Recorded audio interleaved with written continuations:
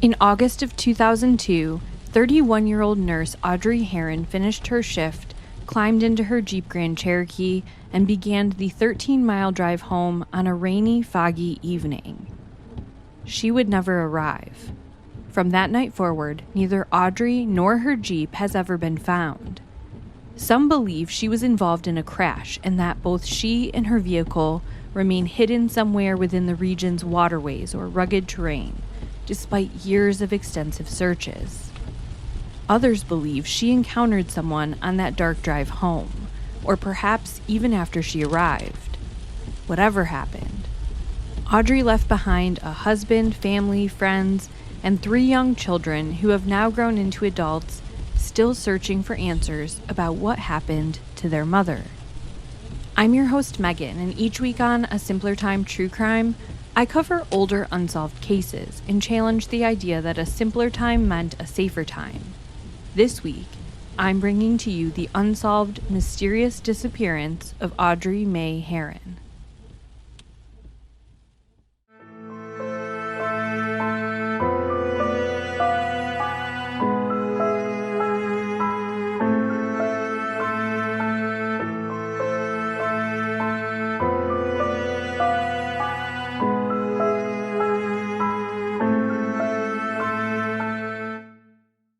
Hi everyone, and thank you for joining me for another episode.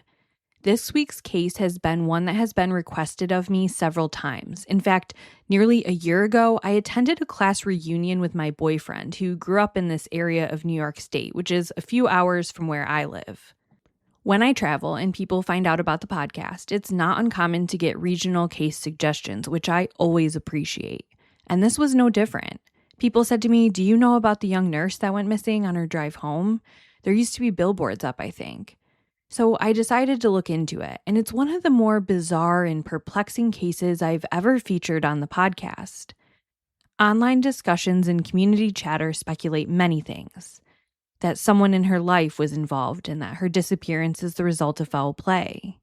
That she ended up down a ravine somewhere and that her car is hidden just enough she hasn't been found, and that it's all just a tragic accident. Was she supposed to meet up with someone after her shift? Did she encounter someone on the dark winding roads home who did her harm and somehow managed to hide any trace of Audrey and her vehicle? Of course, none of us know. But today, I'll share what is known, walk through the possibilities, and tell you where the case stands today. And with that, let's get into it. It was around 11 p.m. on Thursday, August 29th, 2002. Part-time nurse Audrey Herron had just wrapped up her shift at the Columbia Green Long-Term Care Facility in Catskill, New York, and set to drive the 13-mile drive home to Freehold, New York. The town of Catskill sits along the west bank of the Hudson River in Greene County, about 30 miles south of Albany. The village is centered around a historic downtown near the river and serves as the gateway to the Catskill Mountains. But it doesn't take long before the landscape begins to change. As you leave Catskill and head west, the traffic thins out, and the road begins winding through rolling hills and wooded stretches. The farther you drive, the fewer buildings you see. Before long, you're passing farmland, quiet back roads, and small rural communities tucked into the landscape. Freehold, where Audrey lived, is even more rural. It's a small hamlet surrounded by farmland, woods, and scattered homes connected by narrow county roads. In 2002, the drive home would have taken Audrey away from the busier Hudson River corridor and deeper into the countryside.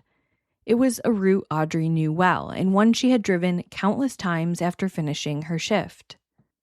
Investigators believe the drive would have been mapped out like this, and I'll have maps and pictures from along the possible routes along the way on the Instagram page, which is at simplertimecrimepod. So first, she would have turned left out of the parking lot of her workplace onto Main Street in the town of Catskill. She then would have merged westbound onto Route 23 and taken that to Route 32 in the town of Cairo. She would have then headed west on Caniff Road, north on Platkill Road, and then west into her residence on County Route 67. A couple of those roads in the middle are back roads enough that I couldn't even do a Google Street Map capture of them. According to Audrey's husband, Jeff, she never made it home. There are a few different conflicting reports as to the timeline, but the one I've heard the most is that Jeff woke up around 2 a.m. He noticed that she wasn't home yet, but he thought maybe she had gone to her mother's house. So he drifted back off to sleep, and then a few hours later, around 6, when she still hadn't come home, he decided he was going to call her mother Shirley and ask if Audrey was there. It wouldn't have been unusual for Audrey to spend an overnight with her mother, and Audrey's oldest daughter was going to be at Shirley's after a long vacation, so Audrey had not seen her daughter or her mother in nearly a month. But normally, Audrey would communicate that to Jeff. Shirley let Jeff know that, no, Audrey was not with her. An hour later, he called back again and said she still hadn't come home from work, and he was concerned. Audrey was reported missing on the morning of Friday, August 30th, 2002, heading into Labor Day weekend. According to Audrey's husband, Jeff, Audrey called home from work at approximately 9:30 p.m. on the night she went missing.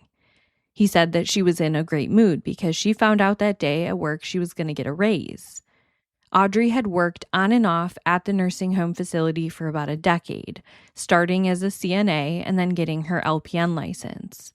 She told Jeff she would be heading straight home from work and that she was going to get out around 11.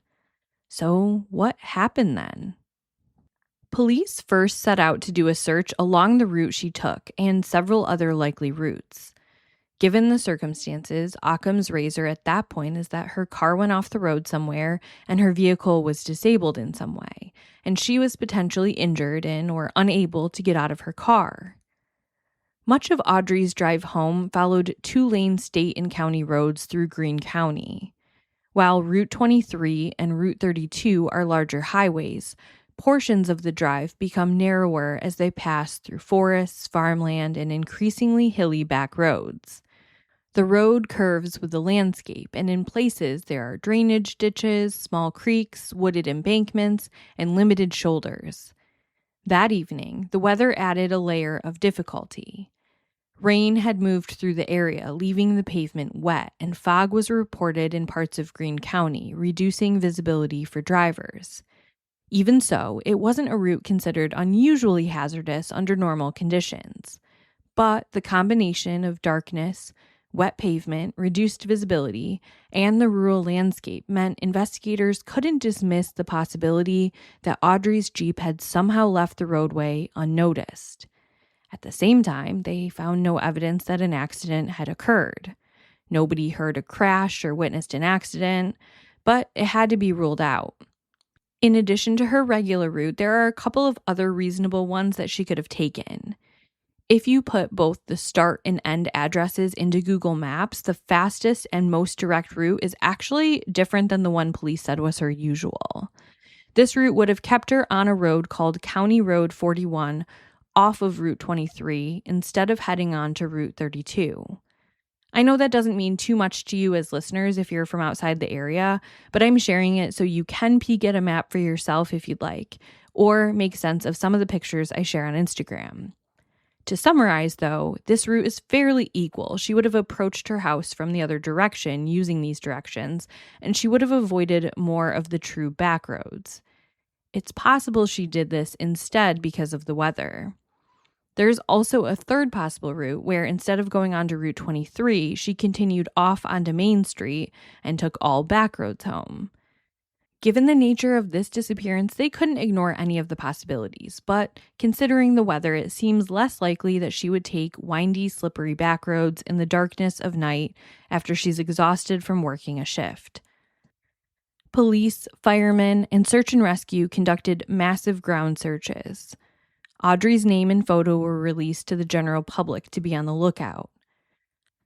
Audrey was described as just 5 feet tall and 105 pounds, with wearing a blue turtleneck, dark green medical scrubs, and a yellow gold necklace that had a pendant that read "Number 1 Mom." She was also wearing a white leather watch with a white metal face. Audrey departed the nursing home in her black 1994 Jeep Grand Cherokee with New York State license plates X233UV. As the search by land and car along her potential routes turned up nothing, they incorporated canine searches and those by air as well. According to reporting in the Windham Journal, New York State troopers checked rest areas and service areas on the New York State Thruway and state highways. They also went to New York City impound yards, airports, bus stations, or any place where the vehicle could have been stored for long periods of time without being noticed. Which I think, that's good police work, and I think really creative, some of the spots that they looked, but that also came up empty. Starting at her residence, police expanded upon the search by going door to door, building to building, for a 10-mile radius, talking to neighbors and business owners, trying to find anyone who saw anything. They did the same thing around the Columbia Green long-term care facility. To that end, they also stopped at any convenience stores that may have been open at the time Audrey would have been leaving work. They wanted to see if they could find footage of her Jeep on any outdoor cameras driving by. And there was one convenience store tape that was thought to have caught it. I phrase it that way because the footage was incredibly grainy and detectives couldn't say with absolute certainty it was her Jeep, but they believed it was. It showed what looked to be her car on the surveillance tapes of the Cumberland Farms convenience store, turning left onto Route 23B, which is the same as the main street I talked about that she would have turned onto immediately after turning out of her workplace. And then she heads west towards home.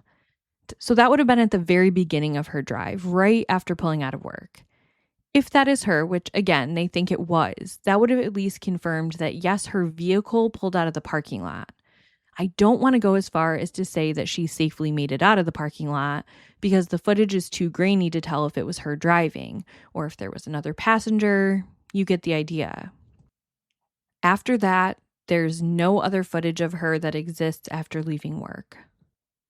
State Police Senior Investigator Steve Darling said, quote, "We have to explore every possibility at this time. We can't limit it to one possibility. Everything has to be investigated, even the possibility up to and including the fact that she went out of this area," end quote. And so those searching for Audrey Herron looked into that too. Was there some reason in her life where she would want to start over and leave the area? But that seemed pretty unlikely. Audrey was the mother to 3 children, 2 girls and a boy. As you can probably already imagine based on the pendant I told you she was wearing, Audrey was a devoted mother whose life revolved around her children. One thing to consider is that this is a post-9/11 America, a little less than a year later, and so airports are tracking a bit more, requiring more security and more information, and there was no indication that she got on any plane, no record of it. Her car was listed nationwide as a be on the lookout for it, and nobody had seen it, and she had a debit card and credit cards on her as well as her cell phone with her, none of which she touched after she disappeared. They actually tried to ping her phone, but they were unable to, so they felt it was either destroyed or turned off. So she would have had to have a pretty elaborate plan and some very specific reasons to leave, and nothing in the investigation pointed in that direction. Investigators couldn't with 100% certainty rule it out because anything's possible, but again, it's the very, very bottom of their list. Detective Steve Darling told the press, quote, "We have no reason to believe that she would leave the area. We have researched that. She was a family person. She has 3 young kids that she was devoted to." As the physical search didn't turn up any leads, lead investigator Steve Darling started to use the word suspicious more when describing her disappearance. Still, they kept pushing. They took out a specialized New York State Police helicopter in early December. One thing to know about searching this area of New York State is that it's a place in the fall that has immense colorful leaf peeping and then foliage, and you hardly get any break in between that and then snow. Well, in early December, they got the perfect conditions to do an overhead search because the trees were bare and there was no snow on the ground, a winning combination. But yet again, the search came up empty.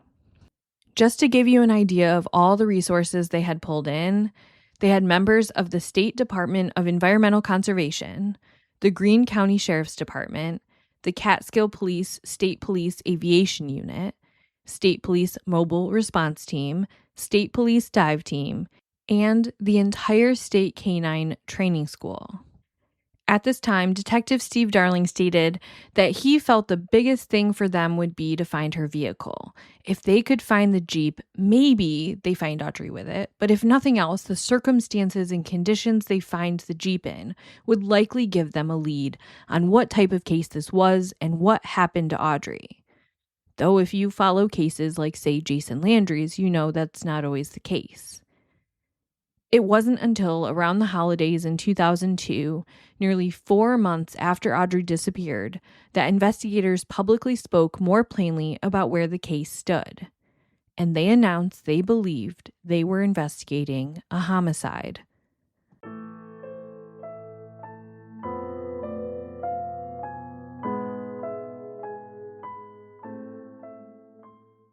I haven't told you much about Audrey or her family picture up to this point. Audrey was 31 years old at the time of her disappearance, and she had 3 children, like I mentioned. She had a 10-year-old daughter, Sansia, from a previous relationship. She then had another daughter, Katie, who was soon to be 4, and a young toddler son named Quinn. I didn't interview Sansia for this podcast, so anything I share about things she has said comes from additional source material that I'll have linked in the show notes. But now as an adult, Sansia has become arguably the biggest advocate for her mother's case. She has kept it at the forefront of investigators' minds. She's done interviews for podcasts like the Vanished podcast, and she has spoken out about her opinions on her mother's case.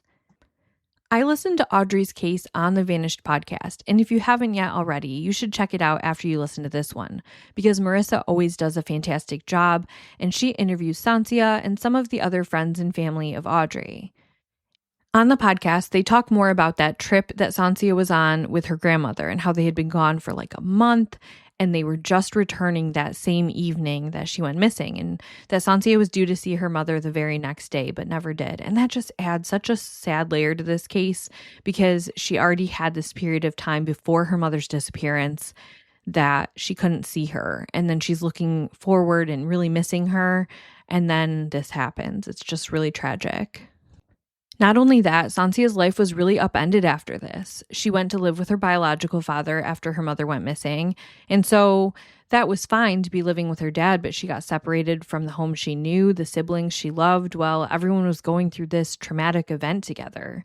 There was just no easy way to approach this, and either way it was going to be difficult, but just her whole life got turned upside down. Just before Christmas in 2002, police updated the press and community on the case and stated that as the weeks and now months had passed, they no longer believed that they were investigating any sort of an accident. They believed they were working a homicide, and they were treating it as such until they received different information. Captain Wayne Olson said, quote, "We have followed literally hundreds of leads in this case, and this is still a mystery that remains unsolved. And while it's listed as a disappearance, we have enough experience to fear the worst, and usually that is valid." He also shared, quote, "Truthfully, I think it's safe to say her driving off the road is an unlikely scenario at this point. We've done searches along the road, the probable routes. We've been all over the area to different routes that she may take. I would think it is unlikely that she's driven off the road at this point. There has been no contact with any family members. There has been no contact at all where we could trace her anywhere. She had a cell phone. It has not worked for us." End quote.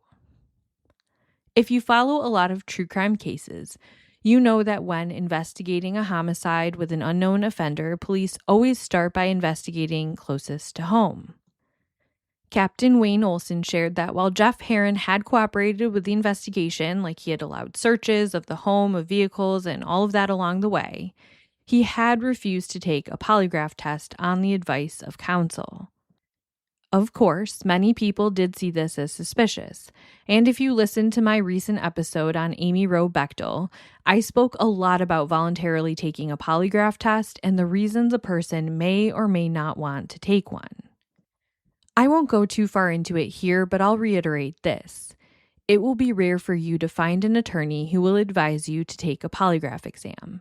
They can't be used in court, and their reliability has been debated.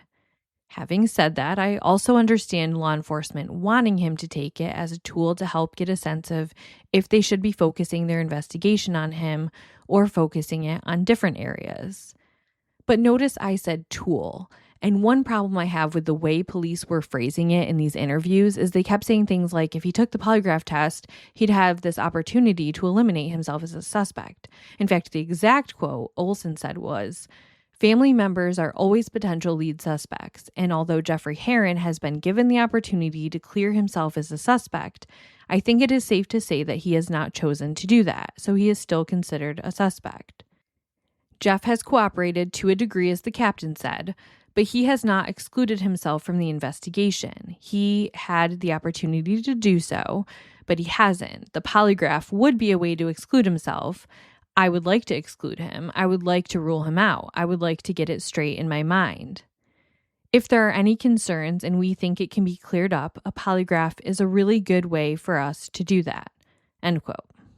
And no matter what, a polygraph exam should never be used as the be-all, end-all investigative technique used to rule people in or out. There should always be other reasons you have identified to show that Jeff Herron did or did not commit this crime. I suspect that they did intend to use it as a tool and just use this more conclusive language to try to entice him to take the exam. Nevertheless, he did not. And just like with Steve Bechtel in the Amy Roe Bechtel case, once Jeff Herron did not take the polygraph exam, the relationship with law enforcement became fractured, and the court of public opinion began to see Jeff differently. Jeff also didn't do himself any favors. It was reported that he didn't attend any of the vigils. He didn't attempt to raise money. So Jeff stayed on the list of potential suspects, and police continued to work other leads as well. And I'll also just add that part of their issue with Jeff not taking the polygraph is that they shared that other potential suspects they identified had. One thing they did was look for offenders living in the area, such as living around where she worked, her drive home route, and they also started looking for alibis for them or if they knew Audrey or could have encountered her. Even if they weren't on any of her potential routes home, but they had a checkered past and lived in the general region, they were checked out. That didn't lead to anything conclusive, so onward they continued. As 2002 gave way to 2003, some of Audrey's closest friends came together to establish a reward fund for information that could help bring her home. As the months passed, new leads became fewer and farther between, and the investigation settled into the frustrating rhythm that so many long-term missing persons cases do. For the people who loved Audrey, though, life never really settled. Every day was another reminder that she was missing, and another day without answers. About 18 months after she disappeared, family, friends, and members of the community gathered for a candlelight vigil in her honor. Those who organized it hoped to hold another one every 6 months until Audrey was found. At the same time, they shared a hope that they wouldn't have to, and that she would be found before another vigil was ever needed. In the summer of 2004, Audrey's photo appeared on the NASCAR race car driven by Daryl Lamore during the Featherlight Southwest Series race in Sonoma, California. At the time, Lamore had partnered with the National Center for Missing Adults to help raise awareness of missing persons cases across the country. Her disappearance was also featured on the Montel Williams show, bringing national attention to her case. One thing that's really stood out to me as I've researched this case is the circle of friends Audrey had. More than 2 decades later, they're still advocating for her. They're still sharing her story, still pushing for answers. Seriously, get yourself a group of friends like that. They have just never given up. And by the way, if any of you are listening to this and you want to connect with me to share more about Audrey and things, I can always do additional content, additional mini episodes, anything to help get more information out there. I'm game. At the hospital where Audrey worked, a memorial bench was installed in her honor, a quiet place that serves as a lasting reminder of the nurse, friend, and mother so many people continue to miss. In April of 2005, her friends pulled together again to raise awareness of the 1,000 days that had passed. Police told the press during that time they had actually processed and followed up on about 1,000 leads.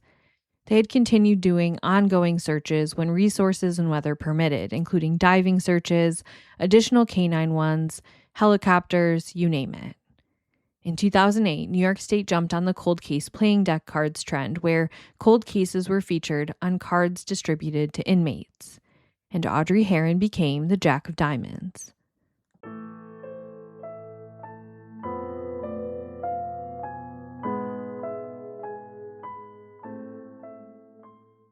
When someone disappears without a trace, the absence of answers leaves room for theories to take hold. If you've been listening to this podcast for a while, you know I'm careful when it comes to speculation. I don't believe in presenting rumors as facts or assigning guilt where there isn't evidence. But I do think it's important to acknowledge the different possibilities that have been discussed over the years. Some came from investigators following leads.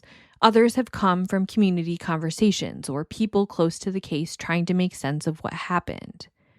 One thing Audrey's friends have said that has really stuck with me is that they believe it's important to keep talking about her case because you never know when something that once seemed insignificant or even sounded like a rumor might contain a piece of the truth that sparks someone's memory or encourages the right person to finally come forward. So I'm going to take the next couple of minutes to run through these and hope to do just that. Let's first start by revisiting Jeff for a moment. Whenever someone goes missing, investigators naturally begin with the people closest to them, and that meant Audrey's husband. Over the years, Jeff has remained the focus of one of the most common theories surrounding Audrey's disappearance. Police have confirmed that he did not take a polygraph, he wasn't on television pleading for Audrey's safe return, and he didn't attend the vigils organized by Audrey's family and friends. He also wasn't involved when the friends put together the reward, and Jeff was known from coming from a pretty wealthy family who owned a golf course in the area, so many people found that odd. Those closest to Audrey, including her daughter, have acknowledged that Audrey and Jeff's marriage had its struggles. They argued fairly often, and by all accounts, it wasn't a perfect marriage. That has led some people to wonder whether an argument could have happened after Audrey returned home that night, or whether the calls Jeff made reporting her missing were somehow staged. It should also be said that Audrey's daughter has consistently maintained on the Vanished podcast and in other interviews that while her mother and stepfather certainly had marital problems, she doesn't believe he harmed Audrey.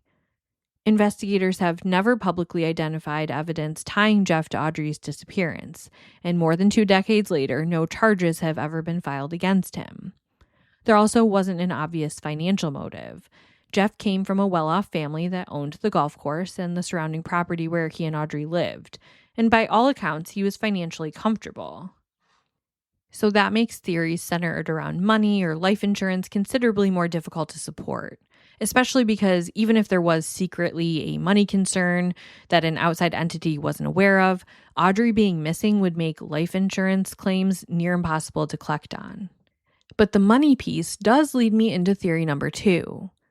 Another theory that surfaced over the years involved alleged ties to Russian organized crime. Yes, you heard me correctly, Russian organized crime in a little teeny town in upstate New York. The idea was not something investigators introduced publicly, but rather a rumor that began circulating in the community before eventually becoming part of the conversation surrounding Audrey's case. The theory suggested that her disappearance may somehow have been connected to business dealings or financial relationships involving people around Jeff's family and the golf course they owned. Investigators did take the information seriously enough to look into it, and according to later interviews, law enforcement even maintained a presence around the Herron home for a period of time in case Audrey had been abducted and a ransom demand was made.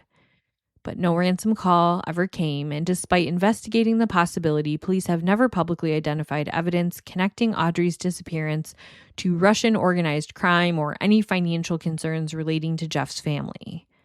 Like many theories in the case, it remains one that was explored but has never been substantiated publicly.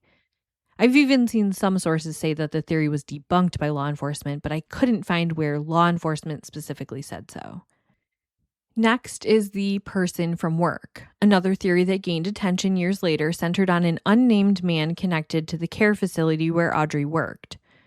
According to reporting that surfaced in 2016, the man had reportedly shown a romantic interest in Audrey, and she did not return his advances. Investigators also learned that he had a prior criminal history that included rape and attempted kidnapping, which the idea that he worked at a care facility with vulnerable people and that was his background check. I don't know the timeline of his crimes, but that doesn't feel great.